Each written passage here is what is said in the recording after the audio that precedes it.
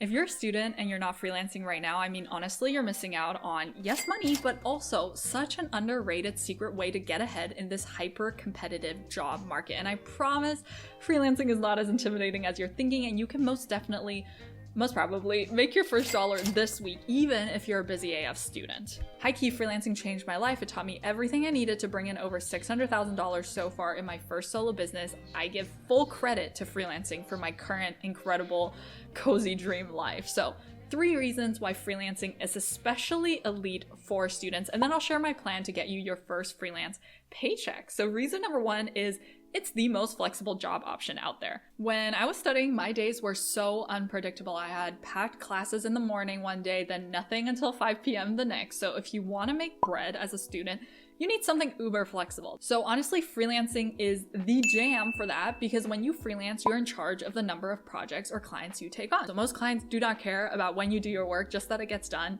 and done well. What other job or internship can do that for you?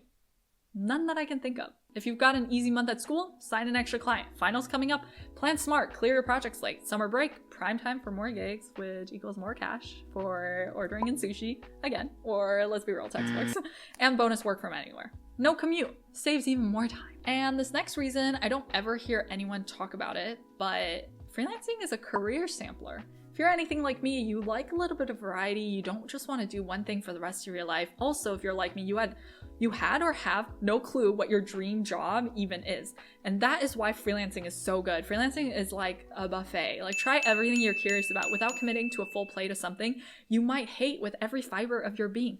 True story. So lame. Don't. True story. Normal jobs or even internships don't offer that kind of variety because most companies value you for your inflexibility. They want to know you'll do the exact job that they hired you for, especially at big companies, because their roles are going to be so specialized that they don't really want you to be doing like different things in marketing, different things in sales, different things in tech. Like, they just want you to do exactly what they hired you for, right? Freelancing is not like that. Freelancing gives you data points to figure out what you actually want to do and like for the next 40 to 50 years. That's so valuable. This is honestly the most valuable thing ever. Like, yes, figuring out what you love professionally is great, but figuring out what you hate and would never do, not even for $100,000 an hour, is maybe even better. And with freelancing, you will find that out. Every freelancer has a I would never do that thing again thing. For me, it's data entry and transcription. Never again. And reason number 3, the best one of all, it's basically zero risk. Say you take my advice. Say you start freelancing today. What are you risking? Some time, some effort. You risk me saying, I told you so. High risk. But absolute worst case, you pad your resume a bit, you have things to mention during interviews, you learn how to use Canva, you get a little experience, a little cash, shoes better, clothes better, you work harder, and you can move on to finding the thing that you do love. Okay, so I can see that you're convinced. Nice. You want to start freelancing ASAP, or at least really soon. How, where, when do you start? I'm so glad you asked. I made you a plan for your first day, your first week, and your first month as a freelancer, because I'm a people pleaser like that. So day 1, which could be today, by the way. What's that cheesy quote? Day 1 or one day? You decide. So I've got 4 steps for you to tackle on your first day as a freelancer, and do not worry, the entire process will take you less than 2 hours. So step 1 is spend 30 minutes, and I want you to fill out this cute little ikigai thing. Grab a piece of paper, draw this on it, and make a list of what you love doing, what you're good at, what the world needs, and what you can be paid for. I love doing this exercise because I think there's a lot of overlap in those 4 areas, and thinking about skills in this way can get you out of, some of that rigid thinking of like, I don't know how to do anything, or I don't know what I want to offer. And I really recommend putting down whatever pops into your head without any judgment. If that's like Canva or super basic HTML, great. If that's like painting miniatures or crocheting Pokemon, that's great too and super cool. Don't discount any small skills you have or interests. So for me, for example, I love planning and organizing things. I love making to-do lists. I thought everyone else was like that, but they're not. So eventually I was able to take that little love of planning and make a whole freelance career out of it as a digital business manager. That's just an example of how a small, tiny interest or natural love can develop into something you get paid real good money in the bank to do. By the way, if you also love planning and organizing, I've actually got a free no strings attached series where I break down exactly how I built a 6-figure freelance career out of my love of planning. If you're interested, I'll link it below. All right, step 2, look at this ikigai drawing you just made and pick one thing that's in the middle of the ikigai. I really hope I'm saying that word right. The rules are for picking, it has to be something quite specific, right? 2, you have to be able to connect that skill to a problem, a real problem. And number 3, the person that has that problem, they have to have money to pay you. So example, if I'm in the middle of my ikigai and I have something like writing content. So who is somebody who needs that? Who needs help with writing content? What problem do they have? Maybe it's a medium-sized travel blogger that needs help with formatting blog posts and getting them uploaded to their website. Maybe it's an Etsy shop owner that needs help with writing their Instagram captions, right? If you need a bit more inspiration, here are a few beginner-friendly / easier skills that are quite low barrier to start with and easy to learn that I normally recommend to students. Content writing, social media assisting, TikTok assisting, YouTube assisting, blog assisting. I've had freelancers help me with all of those services before, and I've talked to many business owners who need help with those things. So those are easy places to get started if you don't have a super specialized skill yet. Okay, step 3.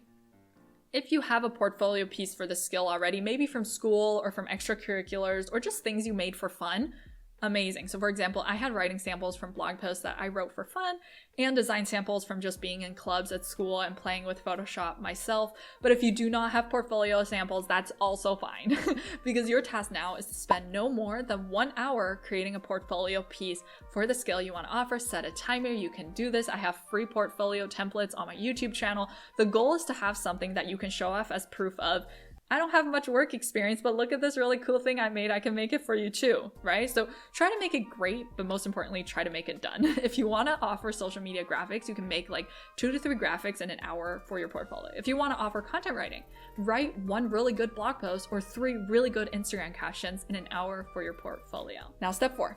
This step takes less than a minute. Decide on an hourly rate to start with. And my controversial advice, don't throw stones here, is to ideally start lower just to get your first client and get your foot in the door. The only point of your first client is to get started. It's not to make bank yet. I signed my first client at $10 an hour when I started because that was minimum wage in Germany at the time. You can do $12 an hour, $15 an hour, $18 an hour, whatever. It's just a special one-time rate for this first client and this first project. You are not marrying this rate and you aren't committing to this client for years.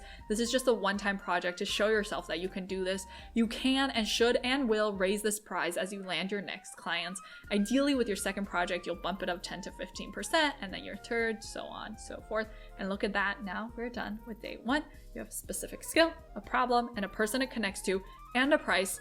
Congrats, you're doing it, you're beginning, you're starting, which many people never ever even do. So get yourself a treat, you deserve it. Now let's move on to your first week as a freelancer, where I have great news. I just have one task for you for the rest of the week. Every day I want you to get out there 3 to 5 times, aka tell 3 to 5 people about that specific thing you can help them with. Make yourself a cute little tracker and cross it off every day. These 3 to 5 daily outreaches can be via Upwork, Contra, via cold pitching emails, Instagram DMs, joining Discord or Facebook communities, talking to people in real life, wild, elaborate Rube Goldberg machines. The important thing right now is just to get into the habit of 3 to 5 a day. By the way, I've got videos about Upwork, about cold pitching, about what to do in Facebook communities. I've got a whole playlist on landing clients. So if you need help, start with that playlist. But your only goal this week is to make $1. Just one. It could be helping someone with making 2 Instagram posts and charging them $20 for it. It can be helping someone write a blog post for $50. The point is not to make mad money yet. It's not to make a ton of money. The point is just to earn $1. Prove to yourself you can earn $1, and if you're having an itty bitty gritty panic attack, I get it. Yes, I agree, it's scary, but you can do it. Freelancing is a numbers game, so expect to get rejections or ghosted by like 90% of your proposals. That's okay. It's insanely normal. Even the best freelancers get ghosted. I'm just trying to get you into the habit of getting out there. You will celebrate each try, not each success, because trying and optimizing is within your control. Rejection is out of your control for the most part. The point is to find those 10% of people that respond. At the end of this first week, you'll have gotten out there at least 20 to 30 times, right? And you've been doing a really good job of this because you watch my videos on how to do it, right? If yes, then there's a good chance you'll have heard back from at least 1 to 2 people. Even if that's a rejection, get yourself some Starbucks and time to keep this momentum train going. You're doing the hardest part of the process, and I'm so proud of you. So for your first month as a freelancer, my challenge to you is twofold. 1, Experiment with offering anything you're curious about. Example, in my first 6 months as a freelancer, I offered voiceovers, admin, graphic design, blog assistance, podcast assistance.